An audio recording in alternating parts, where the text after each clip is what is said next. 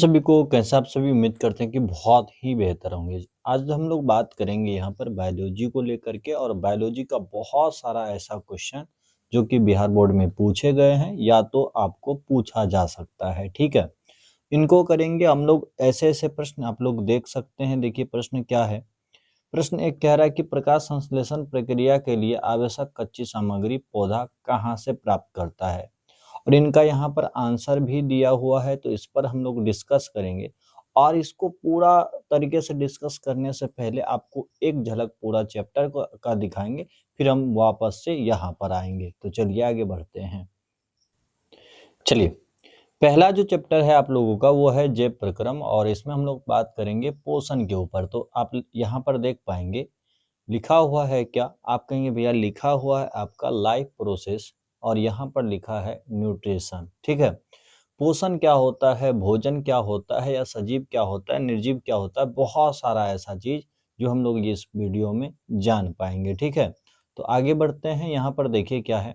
सबसे पहला प्रश्न आपके मन में ये आना चाहिए कि भैया सजीव क्या होता है, और कईयों के मन में ये आना चाहिए कि भैया निर्जीव क्या होता है। तो देखिए, सजीव और निर्जीव को अगर आप देखना चाहते हैं तो आपको बायोलॉजी के आधार पर देखना पड़ेगा जैविक क्रियाएं, यानी कि उसके अंदर कौन सी क्रिया हो रही है या कौन सी क्रिया नहीं हो रही है। और खास तौर पर यहाँ से एक प्रश्न भी बनता है कि हम कैसे पता करें कि कोई चीज जो है सजीव है। उसका भी आंसर देखने को मिलेगा ही मिलेगा, लेकिन अभी फिलहाल आपको बता दे रहे हैं कि कोई भी अगर सजीव होगा तो उसमें गति होगा, उसमें जनन होगा, ठीक है, या उसमें कहें तो पोषण होगा, या उसमें कहे तो क्या होगा, श्वसन होगा। बहुत सारा ऐसा चीज है। बहुत सारा चीज में से क्या आएगा, अब आपका जनन मतलब वो एक दूसरे गत मतलब क्या प्रदान करेगा, संख्या को बढ़ाएगा। तो श्वसन, जब भी मान लीजिए हम श्वसन कहते हैं तो बच्चों के दिमाग में ये आ जाता है कि गाड़ी जो होता है उसमें भी सांस बिना, अगर सांस उसको ना लेने दिया जाए तो वो भी नहीं चल पाता है। तो हम फिर दोबारा एक प्रश्न रहेगा, क्या गाड़ी, दो गाड़ी मिलके कई गाड़ियों को का निर्माण कर सकता है। आप कहेंगे नहीं भैया, तो वो गलत हो गया। ठीक है, तो नॉर्मली यहाँ पर समझिए सजीव को कैसे समझते हैं। तो सजीव का मतलब होता है जिसमें जैविक क्रियाएं होती हैं, उसको हम लोग सजीव कहते हैं। निर्जीव का मतलब क्या हुआ कि जिसमें जैविक क्रियाएं नहीं होती हैं। अब जैविक क्रियाएं और क्या होती है, इनको आगे हम लोग बढ़िया से समझते हैं। ठीक है, देखिए आगे यहाँ पर क्या है, क्वेश्चन है कि जैव प्रक्रम से आप क्या समझते हैं। तो देखिए, जैव प्रक्रम का मतलब होता है कि वो सारी चीजें, क्या होता है मतलब कि यहाँ पर लिखेंगे वे सारी क्रियाएं जिनके द्वारा जीवों का अनुरक्षण होता है। यहाँ पर देखिए क्या लिखा हुआ है, यहाँ पर आप नोट कर लीजिएगा, अनुरक्षण ऐसे करके लिखा हुआ है, अनुरक्षण। ठीक है, और अनुरक्षण का अर्थ होता है मेंटेनेंस। कोई भी चीज का मेंटेनेंस करते हैं, जैसे गाड़ी बिगड़ जाता है तो हम लोग गाड़ी को ठीक करते हैं। ठीक है, ऐसे ही आदमी का जो शरीर है वो बना है आपका कोशिका से। किससे बना है, आप कहेंगे भैया कोशिका से बना है। और हजारों कोशिका रोज टूटता फूटता है, मरता है, और उसके जगह पर नया कोशिका बनता है। और नया कोशिका जो बनता है उसके लिए हम लोगों को क्या करना चाहिए, क्या करना पड़ता है, मेंटेनेंस करना पड़ता है शरीर का। और मेंटेनेंस कैसे कर सकते हैं, तो जैव प्रक्रम के द्वारा। तो जैव प्रक्रम में बहुत सारी चीजें आती हैं। आप कहेंगे भैया क्या क्या आती हैं। तो पहले तो आपको खाना खाना पड़ेगा। कहेंगे जी भैया खाना हम लोग खाते हैं, और जब खाना खा लेते हैं तो उसको एक मतलब सांस ले करके पचाना होता है। कहेंगे भैया श्वसन कर लेते हैं, उसके बाद जो होता है उत्सर्जन होता है। आप जब किसी भी चीज को पचा दिए, और ऐसा चीज जो कि शरीर में अब नहीं रहना चाहिए, जो जो चीज शरीर के लिए था वो ठीक है, उसके अलावा नहीं रहना चाहिए, तो उसको हम लोग बाहर निकाल देते हैं। और किसी भी चीज को बाहर निकालने की क्रिया हमारा जो है उत्सर्जन कहलाता है। और इसी दौरान जो ऊर्जा बनता है उसको एक जगह से हम लोग दूसरे जगह पहुंचाते हैं। तो ये टोटल जो है, टोटल है ये चार चीजें हैं जो जैव प्रक्रम के अंतर्गत आता है। ठीक है, सीधा कहिए तो अगर ये चार आपके जीवन से हटा देते हैं या सजीव के जीवन से हटा देते हैं तो आप कहेंगे भैया वो मर जाएगा। ठीक है, उसमें जो है वो मर जाएगा, उसका जीवन खतरा में है। यहाँ पर एक चीज छोड़े हुए हैं, आप कहेंगे भैया एक चीज छोड़े हुए हैं, उसका नाम होगा जनन। तो छोड़े हुए नहीं है, आप बताइए कोई जनन नहीं करेगा तो मर थोड़ा हो जाएगा, तो आप कहेंगे नहीं भैया वो मरेगा नहीं, ठीक है। तो 4 चीज होना चाहिए जिंदा रहने के लिए, आप कहेंगे पोषण, श्वसन और जाकर के उत्सर्जन और परिवहन, ठीक है। आगे बढ़ते हैं, आगे देखिए क्या है। क्वेश्चन बहुत आसान आसान है, बहुत बेहतरीन तरीका से हम बनाए हुए हैं, बहुत शॉर्ट टाइम में आप लोगों के लिए रिवीजन के जरिए, मतलब रिवीजन हो जाए इस कारण से हम लोग इसको मतलब बनाए हैं। आप कहेंगे भैया क्वेश्चन है पोषण की परिभाषा, क्वेश्चन इस तरीके का आता है कि पोषण को परिभाषित करे, पोषण का परिभाषा दे। तो देखिए क्या है, वह विधि जिसमें जीव भोजन को क्या कर लेता है, ग्रहण कर लेता है। ग्रहण मतलब होता है खा लेना, और फिर उसका क्या करता है, उपयोग करता है। तो हम लोग कहते हैं कि वो जो है वो पोषण होता है। क्या होता है, पोषण होता है। समझ में आया। वह विधि जिसमें जीव भोजन को ग्रहण कर लेता है, ग्रहण कर लेता है मतलब खा लेता है और फिर उसका उपयोग कर लेता है। अच्छा बताइए खाते क्यों हैं? आप कहेंगे भैया खाते इसलिए हैं ताकि उसका हम लोग उपयोग कर पाए। अगर सोचिए कि आप लगातार 10 दिनों से नहीं खा रहे हैं तो क्या होगा? आप कहेंगे शरीर का जो है एनर्जी लेवल घटेगा सर, बहुत दिक्कत होगी। तो समझ में आया? तो आगे बढ़ते हैं। देखिए क्या है, पोषण को हम लोग कई तरीके से मतलब बाँट सकते हैं। कई तरीके से क्या मतलब कई भागों में बाँटेंगे, और कई भागों में मतलब यहाँ पर 2 भाग में बाँटेंगे सबसे पहले, उसके बाद अलग-अलग भाग आगे चल के आएगा। 2 भाग में इस आधार पे बाँटते हैं कि क्या हम किसी चीज़ पर निर्भर है खाना के लिए या किसी चीज़ पे निर्भर नहीं है। अगर हम किसी चीज़ पे निर्भर नहीं है, तो याद करिए वो बचपन ज ज जब आप लोग स्वर पढ़ते होंगे और व्यंजन पढ़ते होंगे, स्वर वर्ण और व्यंजन वर्ण। तो स्वर का क्या परिभाषा दिया जाता होगा, वैसे ही समझिए स्वपोषण। तो वह पोषण जिसमें क्या होता है, आप खाने के लिए किसी और पर निर्भर नहीं होते हैं, बल्कि आप खुद बना लेते हैं। देखिए ऑटो मतलब होता है क्या, सेल्फ माने स्व, और यहाँ पर ट्रोफ, और ट्रोप का मतलब होता है पोषण। जब कोई जीव खुद के लिए खुद से ही खाना बना लेता है, तब कहते हैं उसमें एक क्रिया हुआ है, और वो क्रिया हुआ है स्वपोषण का। इससे भी विस्तार आगे चल के है। अब देखिए परपोषण, परपोषण का मतलब क्या होता है? पर मतलब होता है किसी और पर, या विषम मतलब होता है किसी और पर यहाँ पर, ठीक है। पर और विषम का अर्थ यहाँ पर किसी और से है।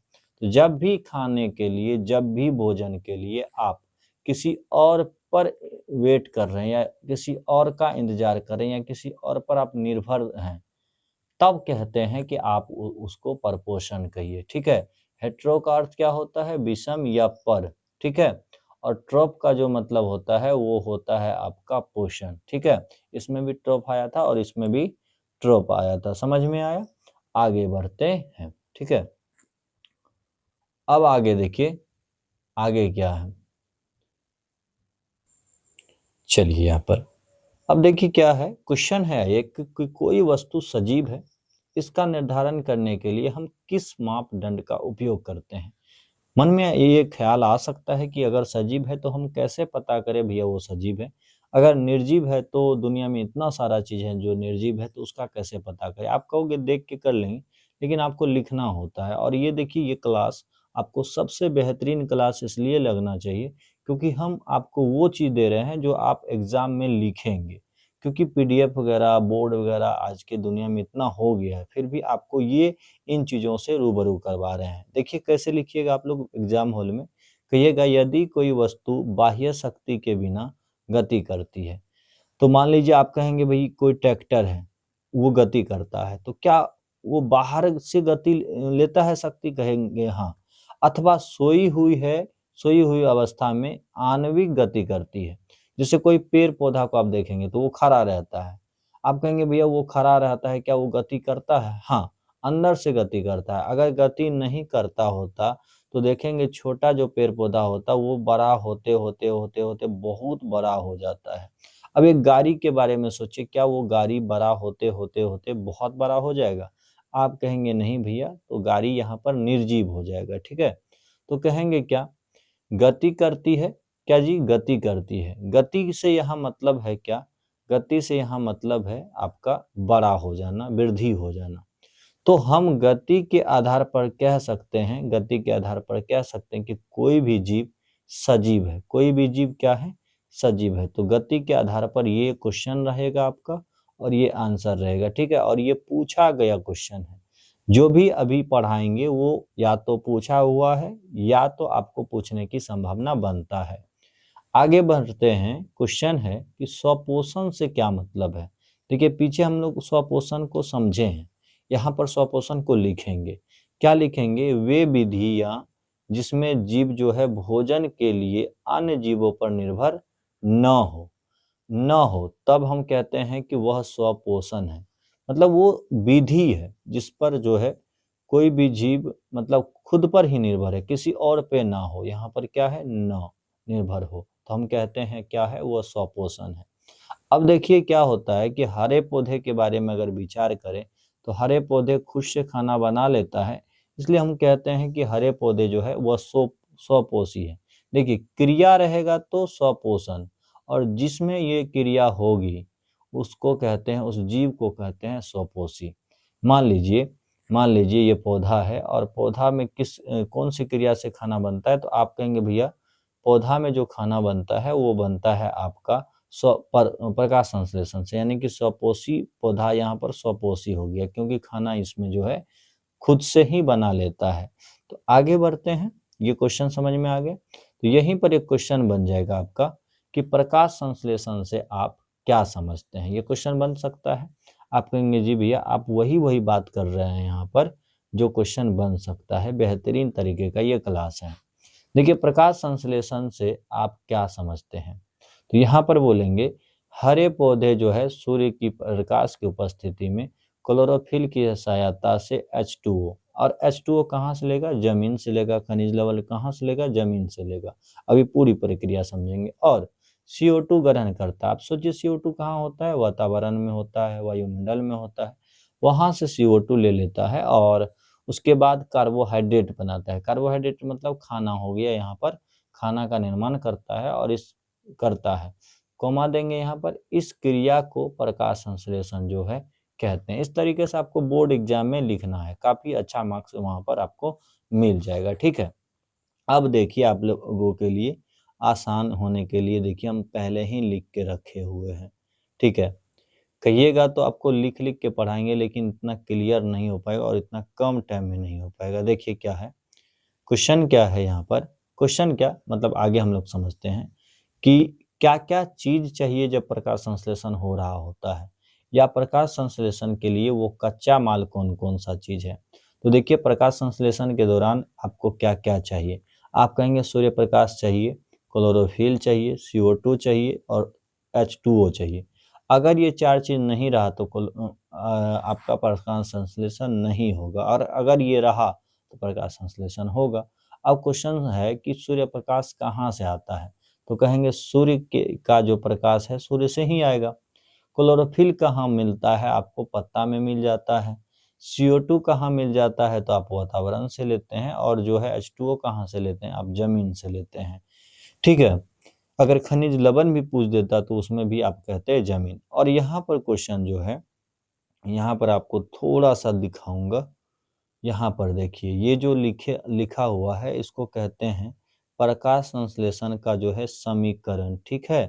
प्रकाश संश्लेषण का समीकरण। क्वेश्चन ऐसा आएगा, क्या आएगा जरा बता दे रहे हैं। क्वेश्चन आएगा कि समीकरण बताइए कौन सा, तो प्रकाश संश्लेषण का समीकरण बताइए कि आखिर किस तरीके से होता है। तो इसमें दो चीज आप लोगों को अभी एक्स्ट्रा बताएंगे, बाकी बहुत सारा चीज पहले से लिखा हुआ है।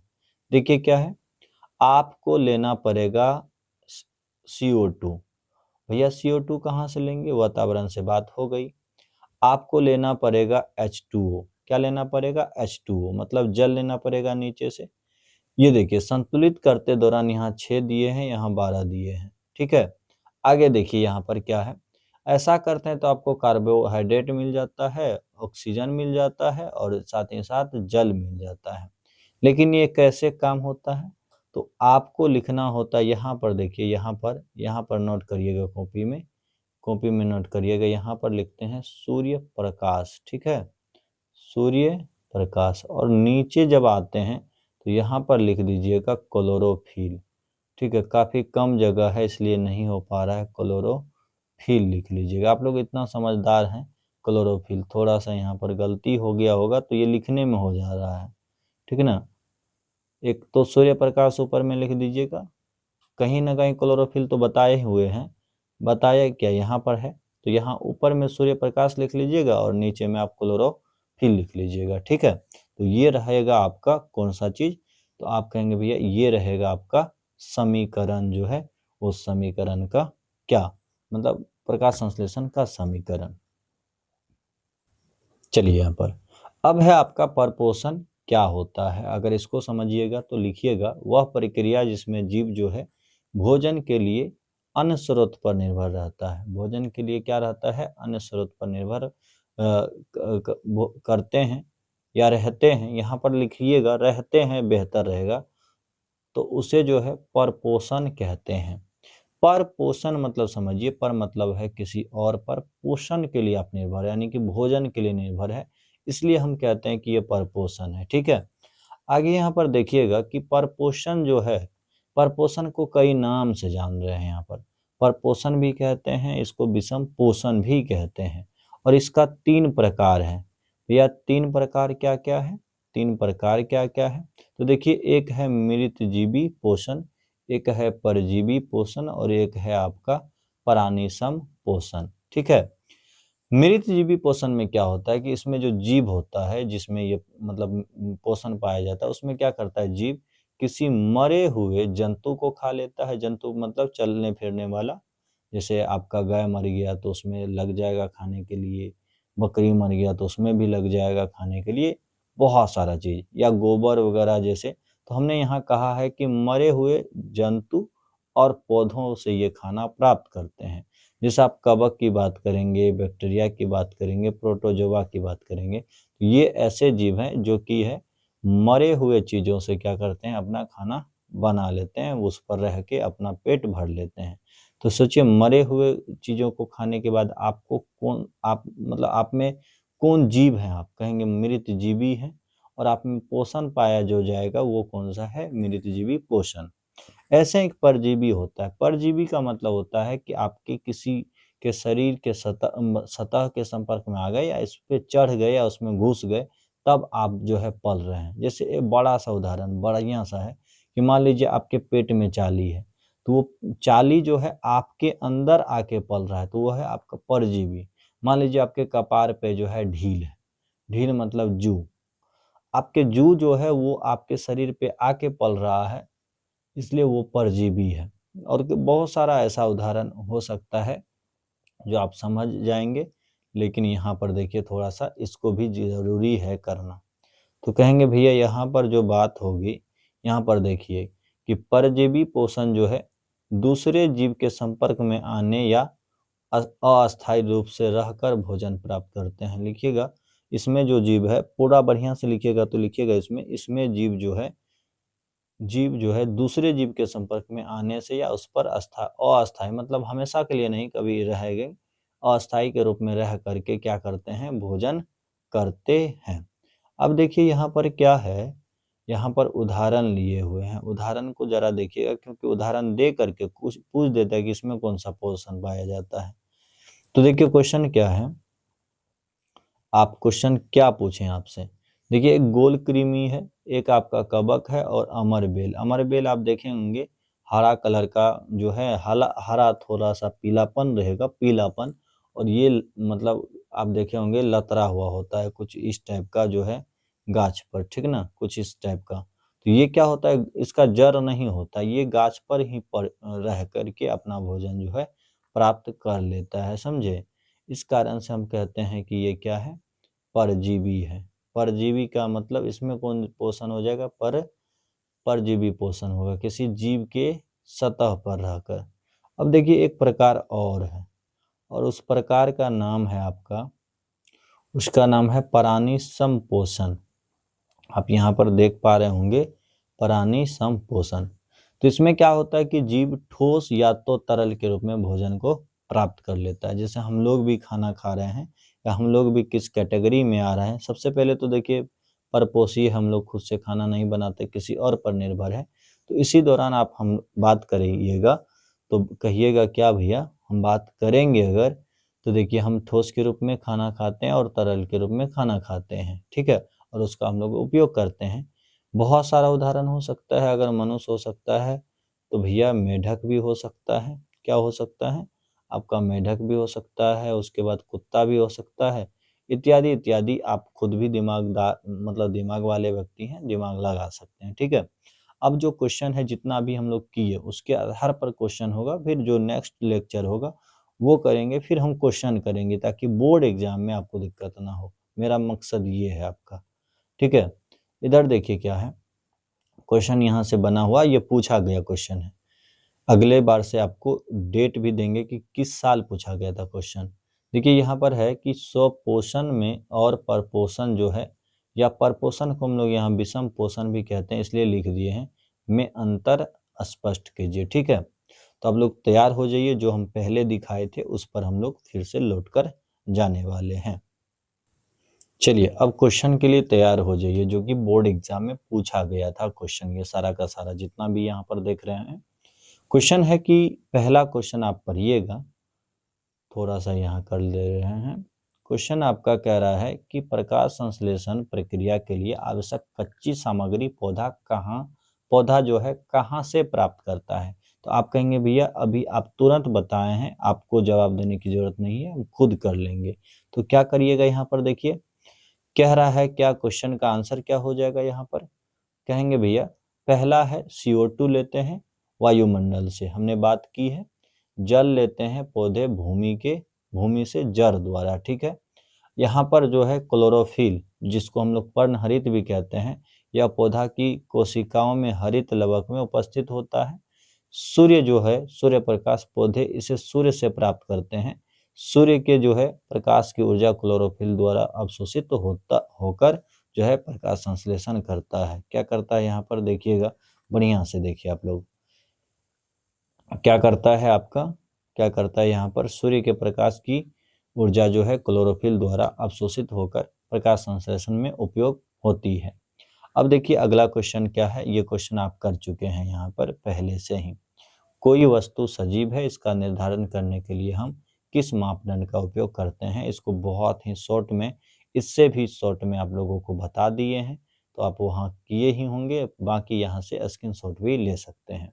क्वेश्चन देखिए आगे क्या है।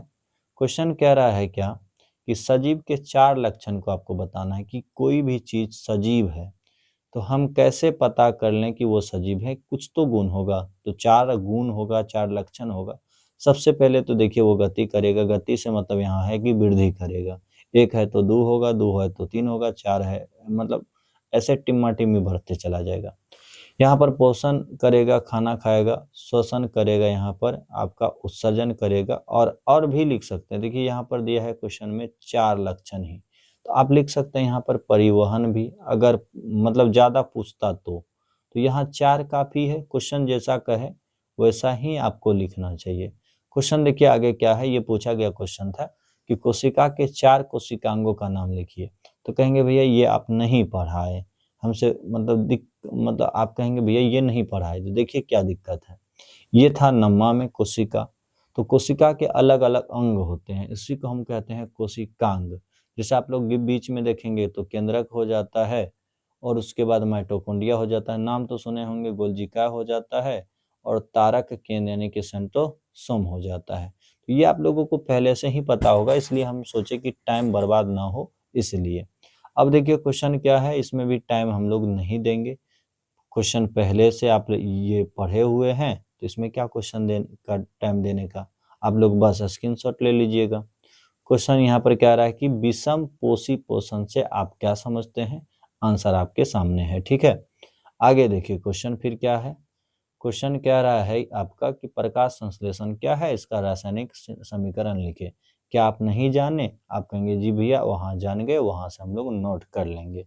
तो फिर आगे क्या है, आगे क्वेश्चन क्या है, ये क्वेश्चन के लिए ही यहाँ पर आए थे, ठीक है।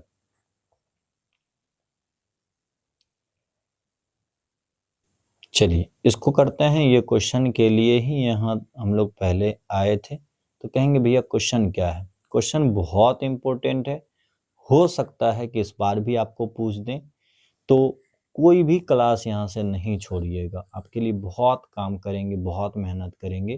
तो देखिए क्या क्वेश्चन है। क्वेश्चन है आपका कि स्वपोषी पोषण और विषम पोषी पोषण में अंतर क्या है। या आप बच्चा पार्टी बताइएगा, विषम पोषी जो है इसी को हम कहेंगे यहाँ पर परपोषी, ठीक है, परपोषी, परपोषण इससे यहाँ पर लिया जाएगा। तो या पोषण तो कहते हैं, या क्वेश्चन जो बनेगा अभी हम दिखाए थे, या स्वपोषण परपोषण में अंतर क्या होगा, सारा चीज आपको दिखाए हुए हैं। तो देखिए क्या होगा स्वपोषण, देखिए जो अभी पीला कलर से रंगे हुए हैं वो स्वपोषण का है, और बाकी लाल कलर में जो है वो परपोषण का है। स्वपोषण जो होगा ये, यह पोषण हरे पौधे में पाया जाता है।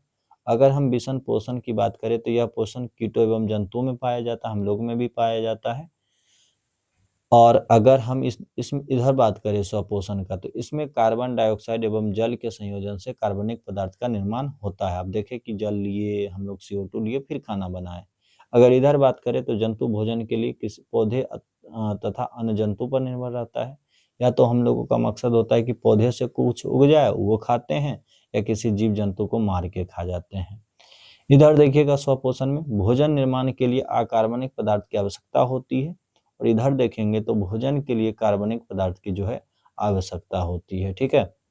अगर हम लोग इधर देखें स्वपोषण में, तो जो चार है, प्रकाश संश्लेषण हेतु पर्णहरित, यानी कि पर्णहरित का मतलब यहाँ क्लोरोफिल से है।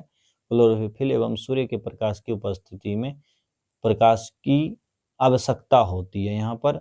यानी कि आपको कह रहा है कि क्वेश्चन कि आपको क्या क्या मिलना चाहिए, तो आप कहेंगे भैया यहाँ आपको क्लोरोफिल होना चाहिए, क्लोरोफिल, और साथ ही साथ जो है क्लोरोफिल होना चाहिए, क्लोरोफिल, ठीक है, ऐसे करके क्लोरोफिल होना चाहिए। और आपके साथ ही साथ आपको क्या होना चाहिए, कहेंगे भैया सूर्य प्रकाश होना चाहिए। और अगर हम जंतु मतलब विषम पोषी पोषण में देखें तो इसमें क्या होगा, तो इसमें जो है भोजन का निर्माण नहीं होता है। आपको पता है कि ये लोग मतलब जो परपोषी पोषण जिसमें पाया जाता है वो भोजन का निर्माण नहीं करते, वो किसी और पर निर्भर रहते हैं। तो आप